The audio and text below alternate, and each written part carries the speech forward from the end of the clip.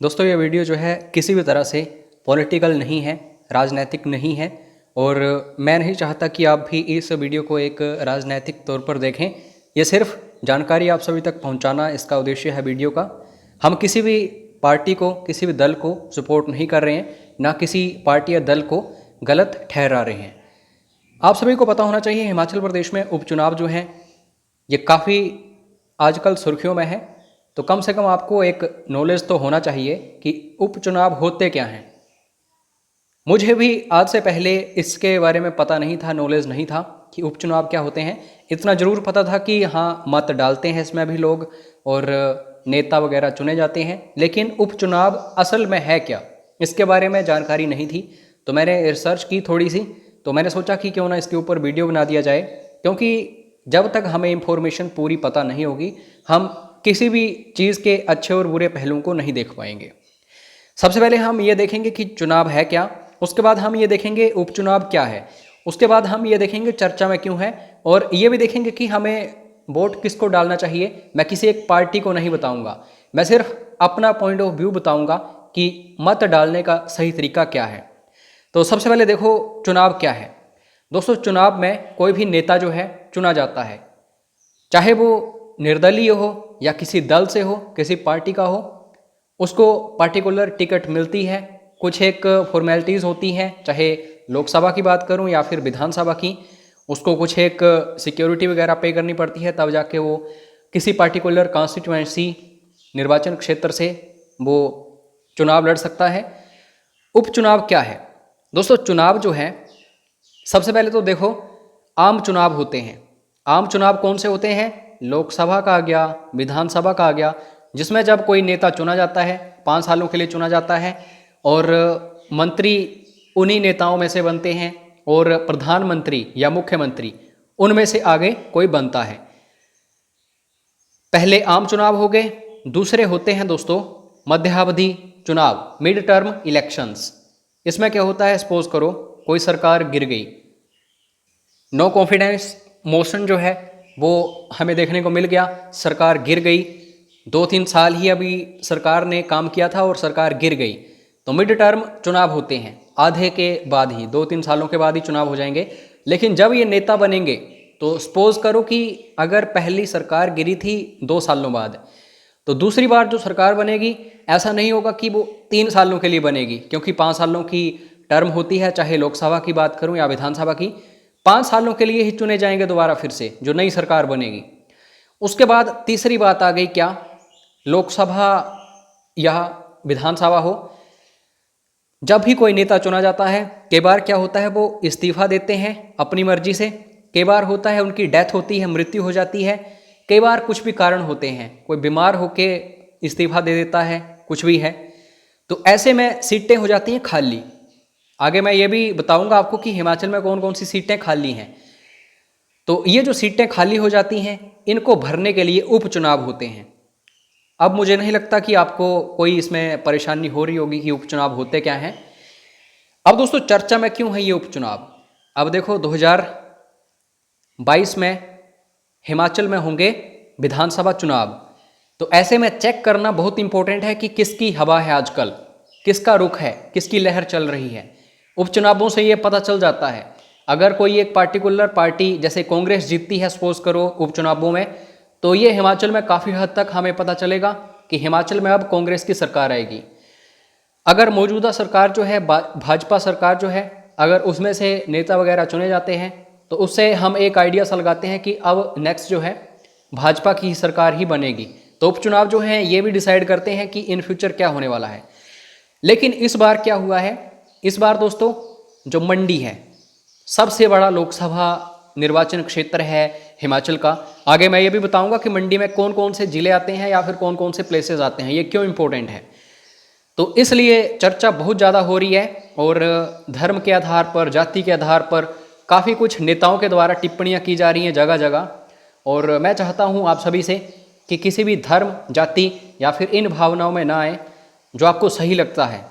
Suppose करिए कि जो मौजूदा सरकार है उसने आपको बहुत ज़्यादा तंग किया है, तो आप नेक्स्ट सरकार चुन सकते हैं, मत डाल सकते हैं।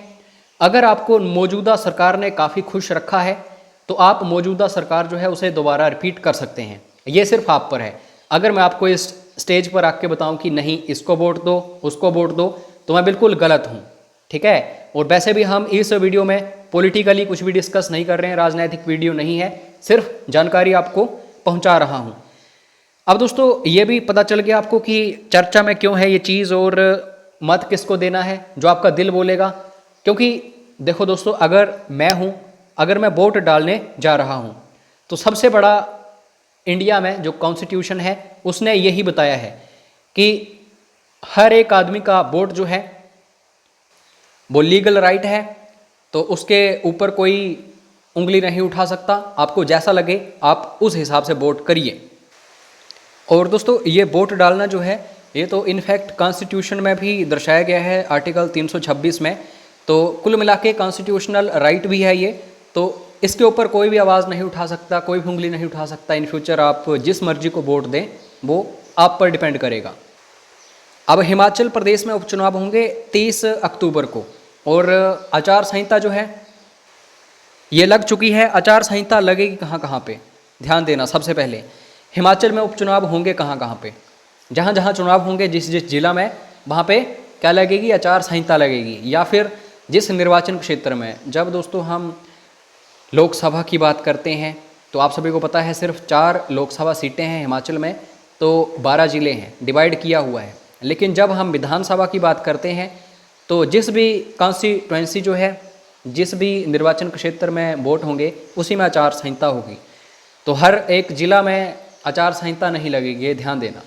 मंडी जो है इम्पोर्टेंट इसलिए है लोकसभा निर्वाचन क्षेत्र, क्योंकि इसमें सबसे ज़्यादा जनसंख्या है लोगों की। सबसे ज़्यादा वोट कहाँ पे है, मंडी में, क्योंकि इसमें भरमौर भी आता है, लाहौल स्पीति भी आती है, मनाली भी आती है, कुल्लू है, बंजार है, अन्नी है, करसोग है, सुंदरनगर है, नाचन है, सिराज है, दरंग है, जोगिंदरनगर है, मंडी है, बल्ह है, सरकाघाट है, रामपुर है, किन्नौर है।